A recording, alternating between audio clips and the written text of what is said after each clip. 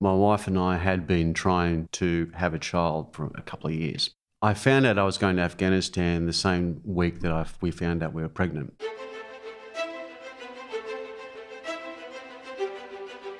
Welcome to the podcast where we track down Australian war veterans, have a chat with them, and hear their stories. I'm Alex Lloyd, and this is Life on the Line. They were building positions in there if for anything a happened fight. to us, by the time anyone got to us, I think it was chaos. the weather was so bad there would be nobody left. Boots full of blood. And the next thing I hear was alarms, Chances of screaming. survival were very, very slim. The soldiers didn't want to go into the ambushes, so they'd send the kids in first. And so he was sent in first into an ambush and he got shot in the stomach. It was very hard for me, very hard for my family. And the plane burst. Proud of the crew, proud of what I've achieved and what I'm The doing. volunteer for service was in effect to put your life on the line. Today for Life on the Line, I spoke with Mick Sasse, currently serving in the Australian Army. We spoke about Mick's career, deployments, reforms he's made in the Army, and the story of his ancestors, who fought on opposing sides in the two world wars.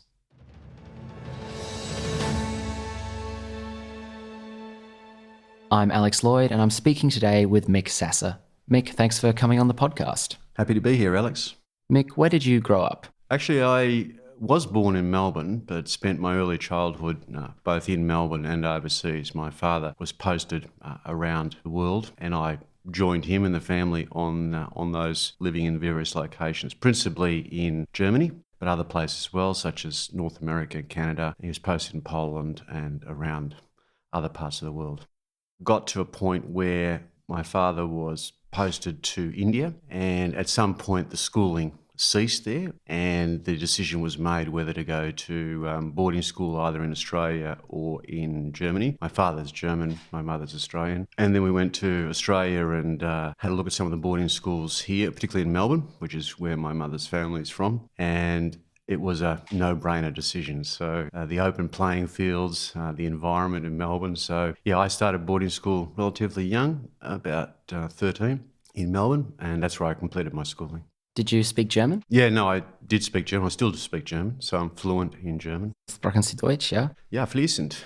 Do you have any military history further up the family tree, or are you the first? No, I actually, as I've learnt over a number of years, I come from a line of soldiers on both my mother's and my father's side. It is entirely conceivable that I had relations on both sides of both world wars. Certainly in my mother's family, we have relatives of hers and therefore of mine who were at Gallipoli and on the Western Front in the First World War. I know that my grandfather was in New Guinea in the Second World War. In terms of my father's family, I'm not too sure what his grandfather did or where he was. I know that my paternal grandfather was in the German army, and he was captured and was a prisoner of war, came home very late after the conclusion of the Second World War, and my paternal grandmother was faced with the prospect of raising 4 boys and moving them. And I think they were able to stay one tactical bound ahead of the Russian army as it advanced into Germany at the end of the Second World War. And my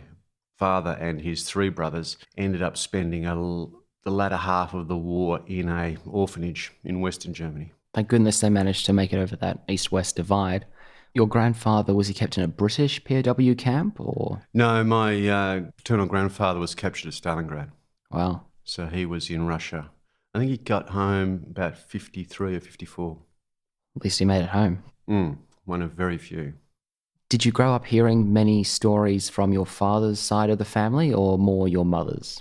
A combination of both, I think. I was aware that I had, on my mother's side, a military history and a military background. I think I've always had a little bit of an interest in the military, certainly as a young boy and growing up, and that may be just normal. And certainly in my generation, I think it was, that one always sort of either played soldiers or thought about soldiering. It's when I actually explored the factual history of my family, both my maternal and paternal history, that I became a little bit more interested. And certainly I remember there were snippets of conversation with my paternal grandfather where he'd just say things. A couple of things I remember. We were quite close. I think I was probably his favourite grandchild. And we used to sort of walk together. He hated the rain. He hated the cold. And he didn't talk much about the war, but he did tell me little things that I should be careful of doing, like protecting the weapons in the cold and all those sorts of things. And as I now understand it, he obviously had a fair degree of PTSD, and that's explainable, but it was never treated. And keeping in mind the fact that certainly I know that in Germany, even whether Western Germany and now Germany, for a long period of time, there was no conversation about the war. And it's important, I think, to understand, and I've really only sort of come to grips with this recently, is that, my father doesn't talk about it much, nor do his brothers, and my grandfather was never able really to talk about it.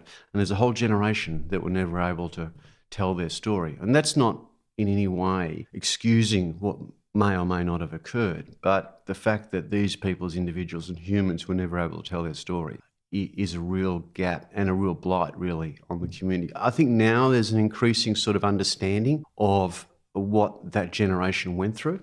And I know that my paternal grandmother grew up in the First World War. So she comes from a generation, well, she's now deceased, but came from a generation that just had hardship after hardship. So she was a pretty tough woman. And on my mother's side, I slowly came to understand and appreciate their stories, particularly my maternal great-grandfather, the Gallipoli veteran, the Western Front veteran. Not much was said.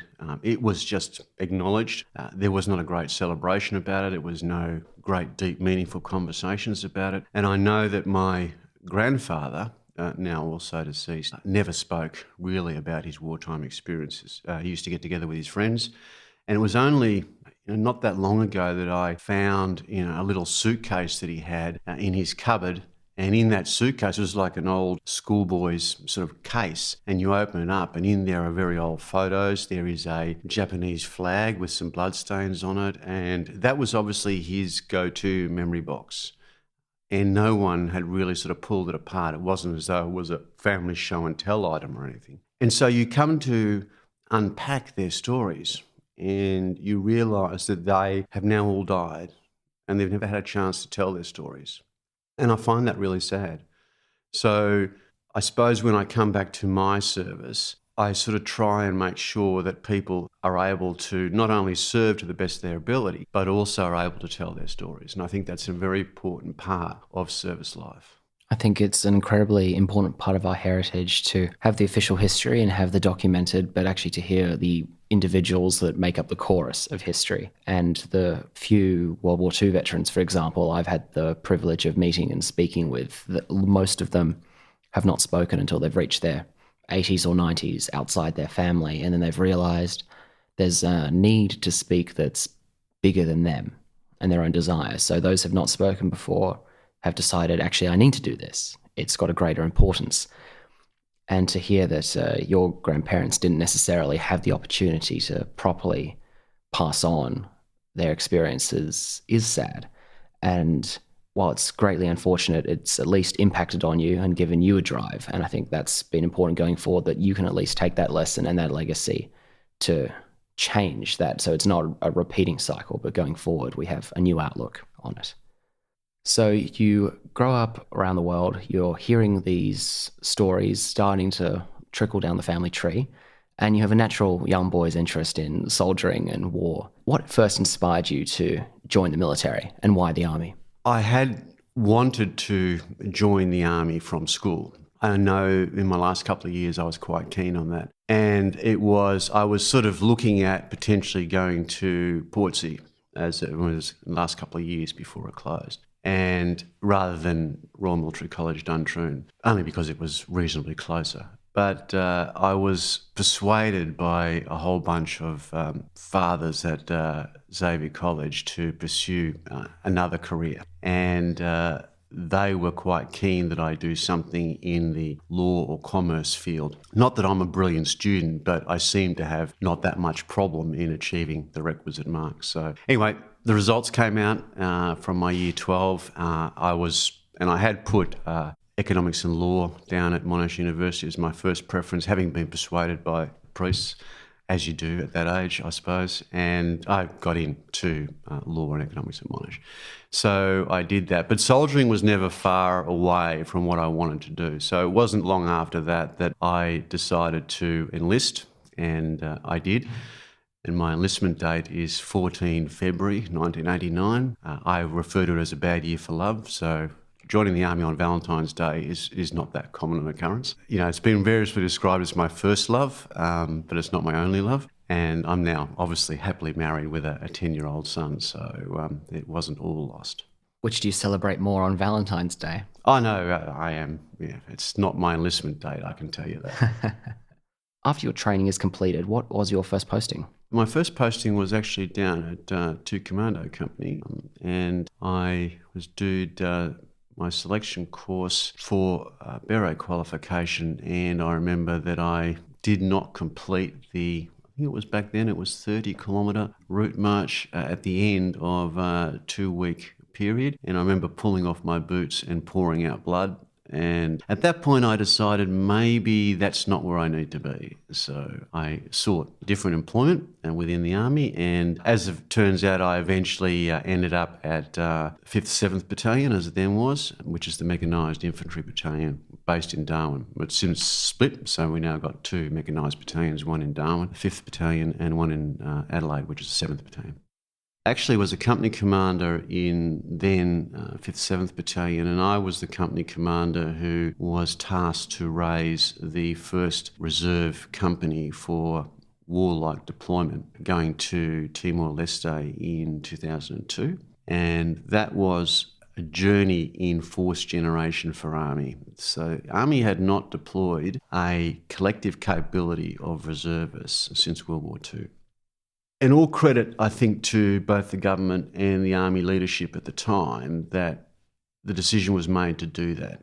And I think it went much against what the common sort of regular Army thinking was in relation to that. But my personal view of it is if we hadn't have gone through that process, we probably wouldn't be as far down the track on the total force model and the force generation cycle that includes the Army Reserve now, because that was groundbreaking. We had no methodology by which to select these people. We had no methodology by which to identify their requisite skill sets. And there was the Army sort of swung in behind in terms of trying to get this up and running. So I remember we were days on the range at Puckapunyal. We did almost combat training centre type selection. And there was the whole administrative process because the reserve at that point was not administered to the standard or either in the fashion that the regular Army was. So having to review everyone's career files, their personal files, their medical files, and make sure that they were qualified. Because the benchmark was, you had to be at ARA standard.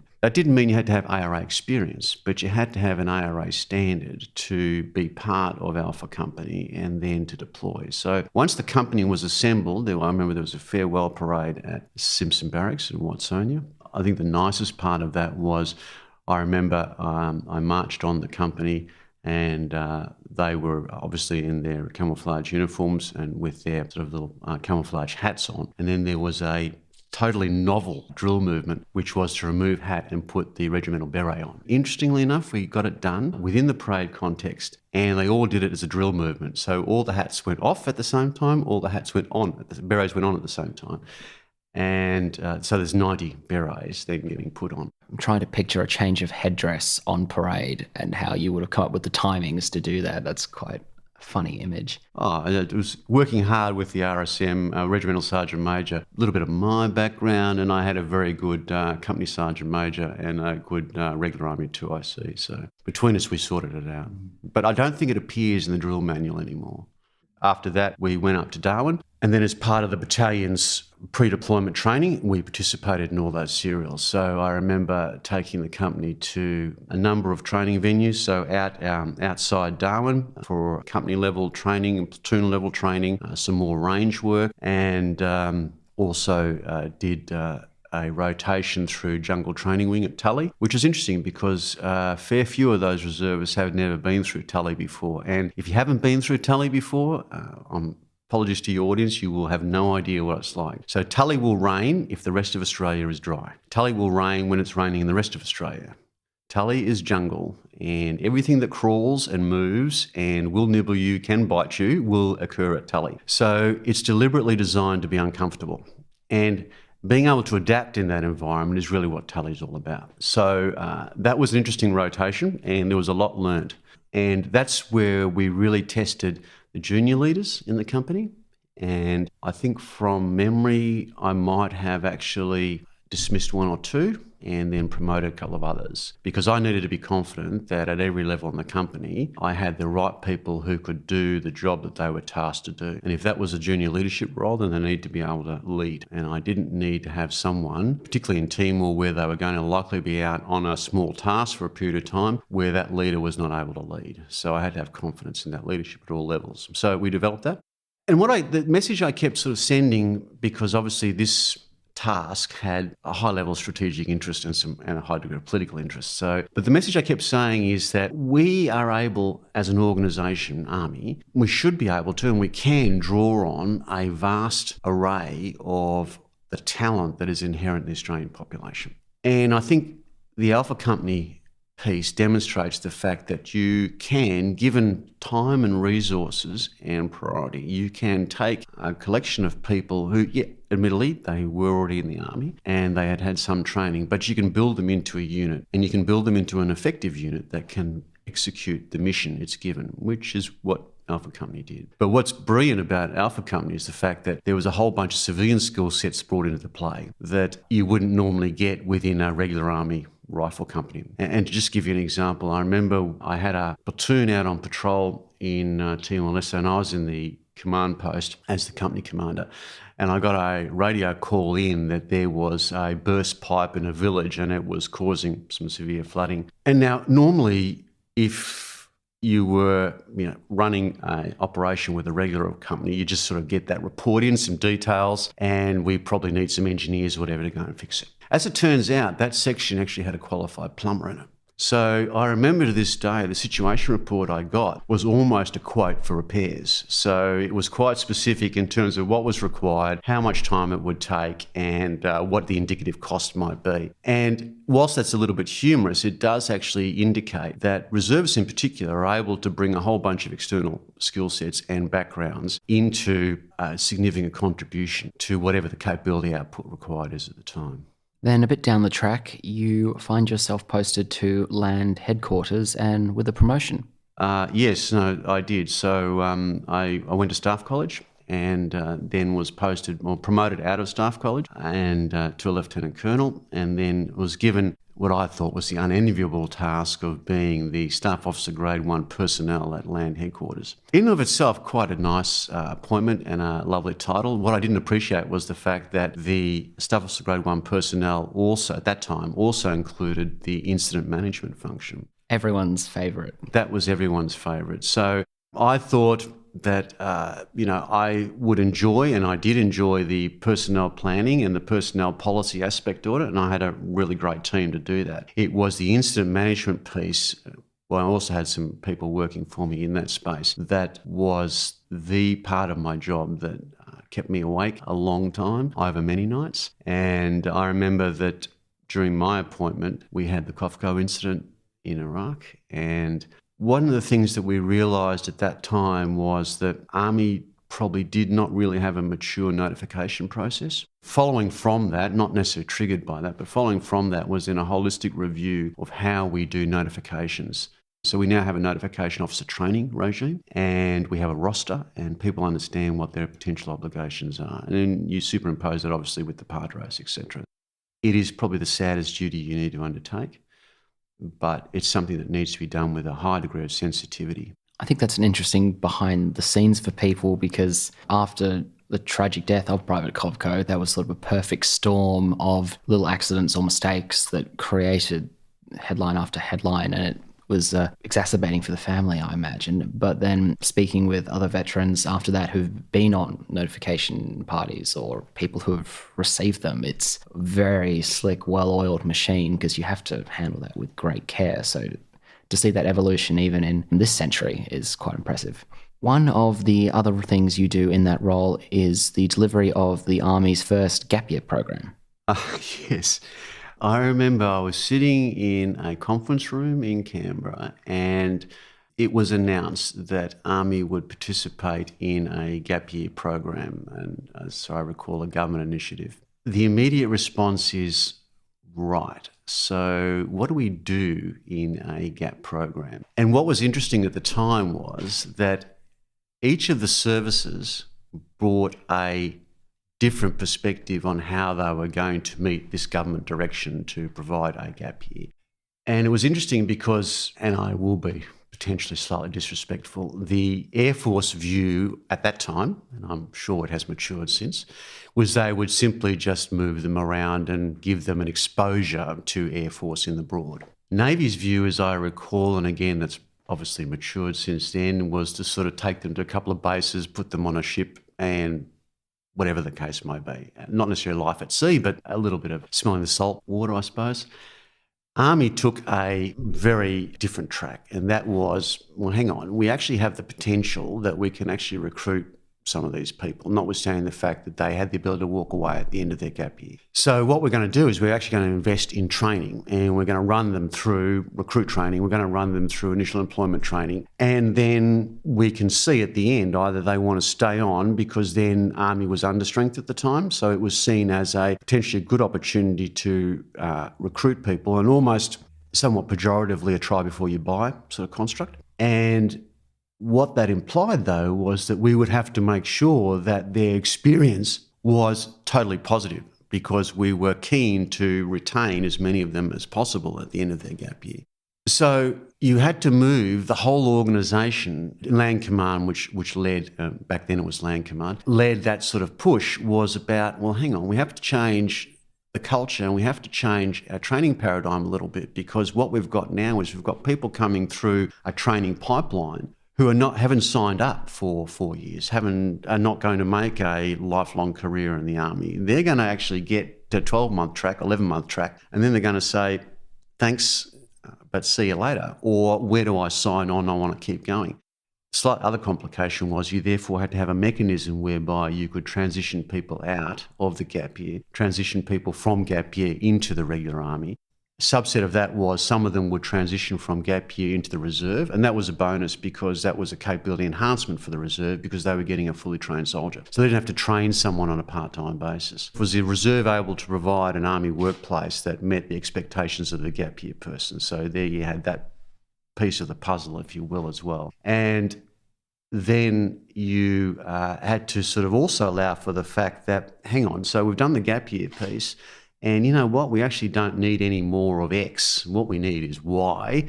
And so if you sign on, you're going to Y. So again, you had to have an expectations conversation with the individual who wanted to do X and didn't want to do anything else but X. And we needed them in Y because that's where our capability shortfalls were. So it's a combination of changing process, changing culture, changing expectations, and making sure that we had a reasonably slick process whereby people would sign on, do their gap year, and then aspirationally we'd retain the most of them in the Army, either in the full-time Army, the regular Army, or in the reserve.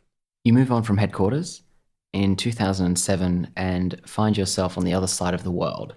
What's your deployment in Operation Slipper involve? Well, there's a precursor little story to that. Please. So I knew that I was in the window for a deployment to Afghanistan, and my wife and I had been trying to have a child for a couple of years.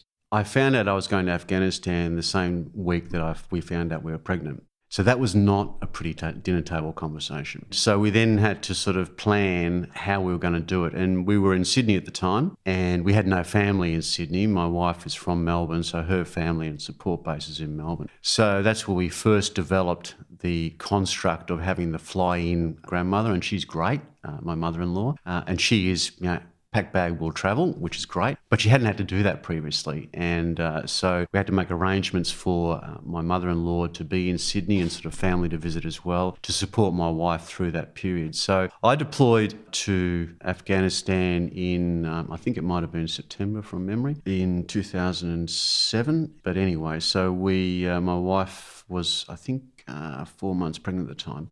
The other complicating factor in terms of synchronisation here was the fact that we learnt before I deployed that our son, Nicholas, was due to be born on New Year's Eve of 2007. And obviously that was halfway through my proposed deployment. So before I deployed, I made arrangements with where I was going to be deployed in Afghanistan that I would get my relief out of country travel over the time period that Nicholas was going to be born. So I'd be home for the birth. And that was all locked in and it was all agreed. So reluctantly, my wife bid me farewell as I flew out to the Middle East and then Afghanistan. It was a challenging deployment.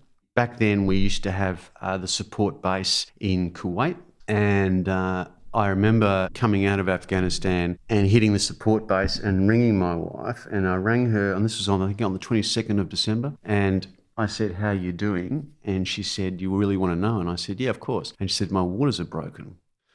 And I'm thinking, right, so I'm here in Kuwait and I'm not a doctor, but I'm sensing I don't have much time to get home. The whole Australian support base there at Kuwait spun themselves up to see how quickly I could get back home because I was going to be on the normal sustainment flight, which was in a couple of days' time. And to their great credit, they did everything possible and I was flying Arctic routes and whatever it might be to get home. And it turned out the sustainment flight was the quickest option. So I ended up getting home, flew into Sydney, I recall, and my wife and my mother-in-law met me at the airport.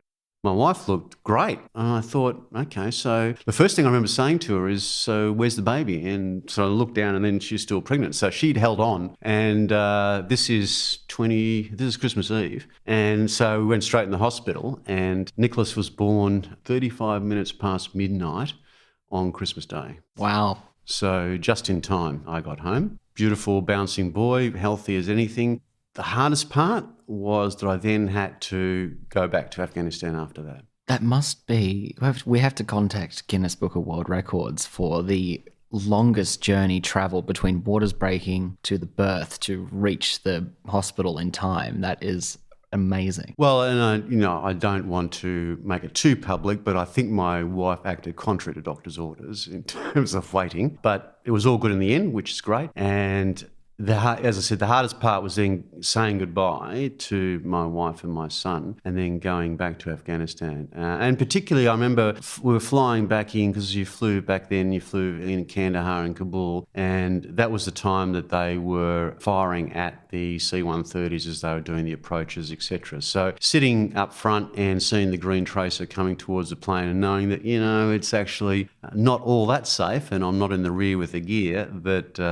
and you are a new father. There's a whole different thought pattern that goes through your mind. Let's talk about your time in Afghanistan, and I want to hear experiences before and after the birth of Nicholas and to sort of see how that mindset affects your time on the ground, your experience there. So can you talk me through Afghanistan with that window point in mind? Probably just a little bit of context if I can. So my appointment in Afghanistan was I went in to be, Australia at that time had a Lieutenant Colonel rank position as a plans team leader at Headquarters International Security Assistance Force in Kabul. So that was a US 4-star led, US, NATO and other nations involved, and that's where Australia fitted in. So we had a number of embedded officers in that headquarters in Kabul. So I went in as the Lieutenant Colonel rank plans team leader. But about 4 weeks after I was there, and obviously before Nicholas was born, the Brits failed to fill their full colonel rank position in the plans division. And the US 3-star general, who was the chief of operations and plans,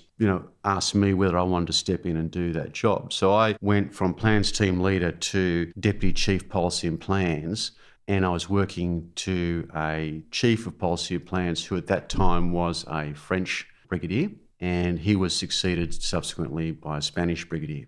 Neither of those spoke very good English. Most of them focused on their national stuff, and neither of them could spell plans, let alone do plans.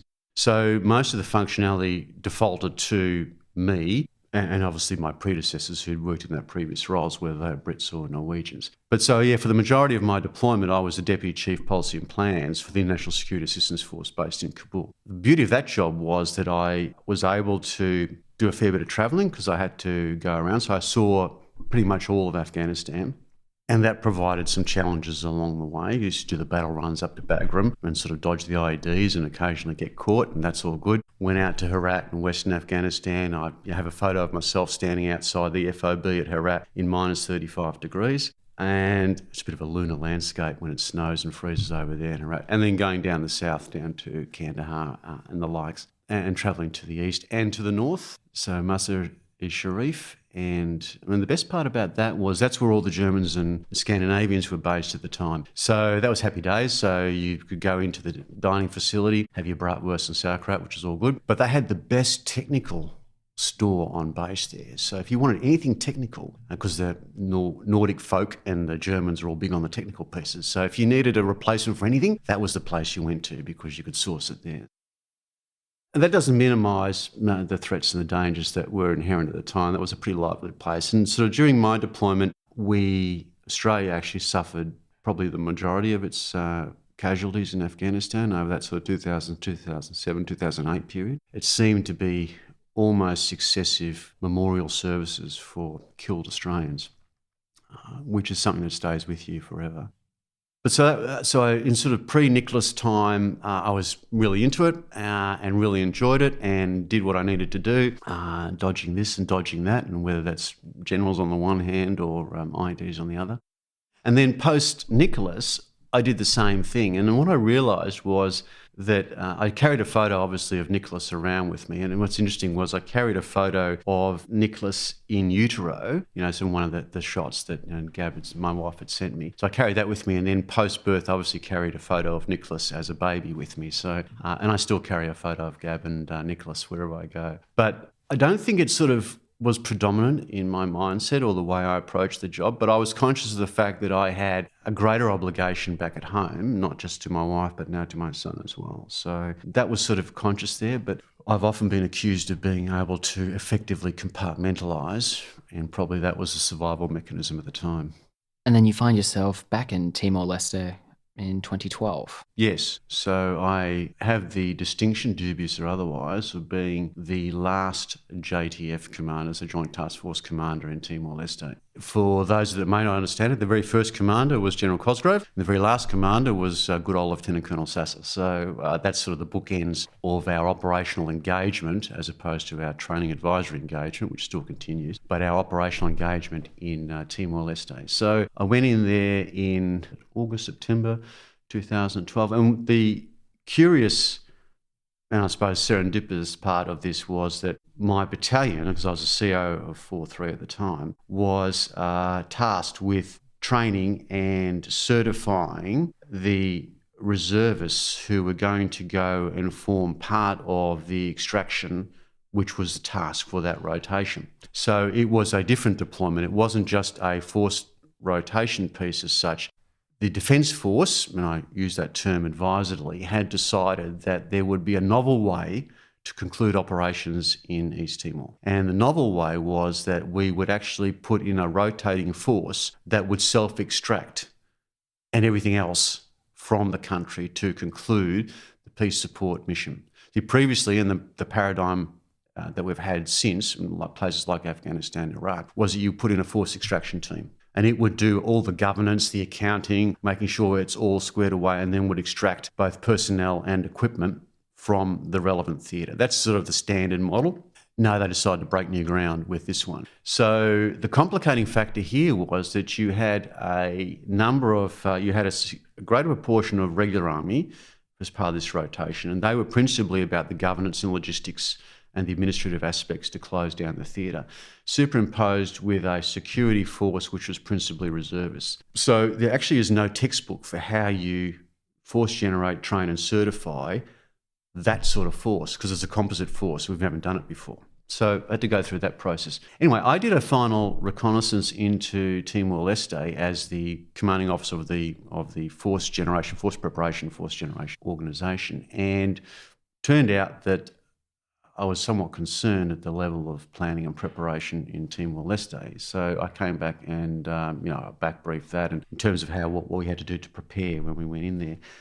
And then the next thing I know is that the current commander in there at the time, and I think this might have been in May or something, or June, the current commander there had been selected to be the next defence attaché in Dili, and therefore had to leave early to come and do whatever training and preparation was required in Australia. So they needed someone to go in early to take over as the Joint Task Force commander. And someone in Canberra had a Damascene moment that, hey, hang on, we've got a lieutenant colonel who's actually fourth generation, force certifying this organisation. Why don't we put that person in, and then they can do the job that they were training their force to do? Anyway, it came to fruition that was the case. So I went in and I basically received in the force that I had trained. So that doesn't really happen that often. And we then went about the task of continuing the peace support mission, which was extended because the planned finish time for that was, I think, in about September. We didn't finish that formally because it required UN Security Council resolutions and diplomatic arrangements and agreements. So they weren't all in place until, I think it was late November, early December. And the important piece of that is that's actually the trigger to then commence the retrograde operations to start moving people back. You can't move people back whilst you're still committed under UN auspices for a peace support mission. So you're having to be somewhat bipolar in the way that you engage in this operation. So my engagements with Timor-Leste government officials and the UN Security Council, who did a final visit to theatre, etc., was about, I'm continuing the mission, but I'm also in the background preparing to move back. We worked pretty hard in the first couple of weeks I was there. We had to redo the planning for the withdrawal. And it wasn't really a withdrawal, it was sort of the extraction piece. And that planning wasn't robust, frankly. We redid it and then cut a new plan, which was approved back in Australia. And then, as it turns out, we went to do it. And so by the end of March, we had completed the repatriation of all equipment, formal handback of all the bases we'd occupied, and the return of all personnel, both to New Zealand and to Australia. And I was somewhat self-indulgent in the sense that I was the last person to step on the plane of the last small group that was left there. So it's rather historic. And that's also been a motif of your career, having to break new ground and be given a problem and told, no, fine, make a brand new way to do this. Go. But that's the way we train our army officers, Alex. I see. What was Timor like from your point of view 10 years on from your first deployment there? It was interesting. There had been changes and then there had been no changes. And I had this conversation with other people in other places about it's somewhat of an elegant bookend to my first experience as a company commander, where we were on operations and stuff did happen, and being a Joint Task Force commander to essentially close down our involvement in that theatre. And the Timor-Leste individuals, the government individuals, for example, hadn't changed. Some of their titles and appointments and positions had changed, but I had dealt with some of them previously. There were parts of Dili that had been completely rebuilt, and they were brand new office structures. I think a lot of them had been built by the Chinese, but they were bereft of furniture, which is interesting. So you'd walk into a very attractive looking building, government building, and then you'd find there'd be one couch and a chair and sort of a desk type of thing. So they hadn't completed the refurbishment, if you will. But that would be on one side of the street. And on the other side of the street, you'd still see young children bathing in the drains. And you look left, look right, and it's two different parts of Timor-Leste, which was interesting in itself. And when you went outside of Dili, little had changed. They still had the bad roads, and the villages were still somewhat isolated. Frankly, a lot of the government effort and focus was in and around Dili, and I understand that. And my sense is that the dynamic which I had experienced as a company commander, whereby there was sort of that east-west within Timor-Leste, that east-west sort of divide, had shifted a little bit, and it was now probably more of a north-south divide, whereas the north of Timor-Leste was getting a lot more of the attention and focus, particularly Dili and moving out. And the south, which actually, interestingly enough, was where most of the resource wealth was concentrated, was not getting much attention at all. And there are some geographical challenges to that, and there are some infrastructure challenges to that, but I think that divide was starting to appear. Let's jump ahead again. You find yourself in South Korea. Could you tell us what you were doing there? When I came back from Timor-Leste in 2013, I was posted to Headquarters Joint Operations Command, and I was posted as the Lieutenant Colonel in charge of options planning, so future planning. But part of my remit was actually Northeast Asia. And clearly within that remit is then our national engagement in the Korean Peninsula. And there is a major exercise done each year, which is a theatre level exercise, which is essentially the defence of the Korean Peninsula. Now, there is a 4-star US general that is in charge of the US and the United Nations contributions. And so that contribution is exercised in conjunction with the Republic of Korea, and clearly its joint chiefs and its services combined together, and it is the largest computer-assisted exercise in the world. And it's quite a challenge, and I never appreciated the truism because I remember one of my early mentors said to me, there are 3 things you don't talk about, and one of those is high-intensity conflict in Northeast Asia. But when you actually go through a wargaming scenario on the Korean Peninsula, the amount of personnel and the amount of capabilities that are concentrated into an area that is probably about the size of Victoria is mind-blowing.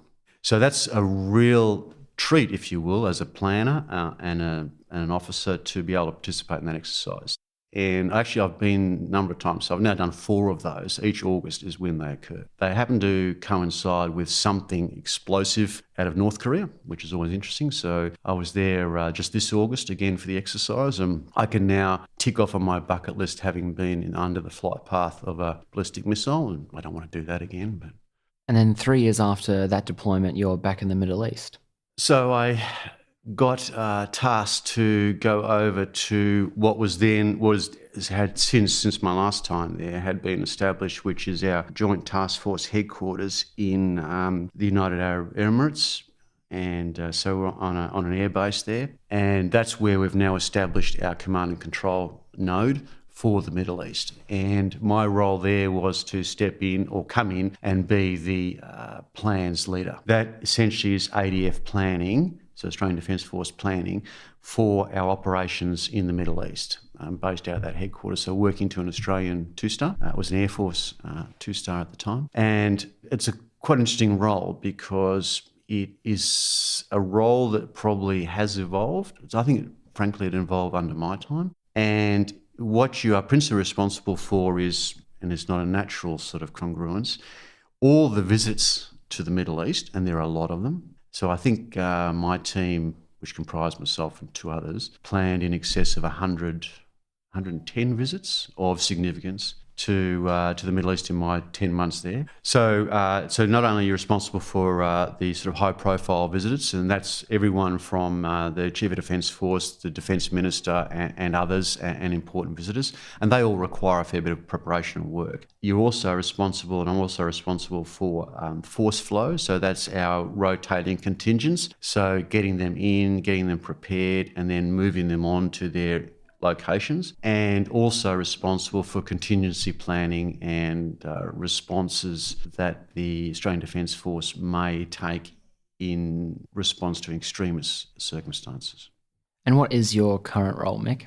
I'm currently the Chief of Staff and the Deputy Commander of Army's Defence Command Support Training Centre, and that's based at Simpson Barracks at Watsonia. So that training centre is essentially a defence capability because it is responsible for the delivery of training, both Army, Navy and Air Force, in the signals, skill sets, in service police, intelligence and music. So it's like disparate sort of collection of capabilities, but they're grouped together as command support capabilities and enablers. So each of those schools, and they are spread across the eastern seaboard, so from Melbourne all the way up to Canungra. And the training centre then is all of those schools grouped up with the headquarter component at Simpson Barracks. So I am the Chief of Staff for the training centre and the Deputy Commander of the training centre. Well, Mick, it's quite a career. Thank you for your many years of service and for your time today. It's been a pleasure, Alex. Thank you very much.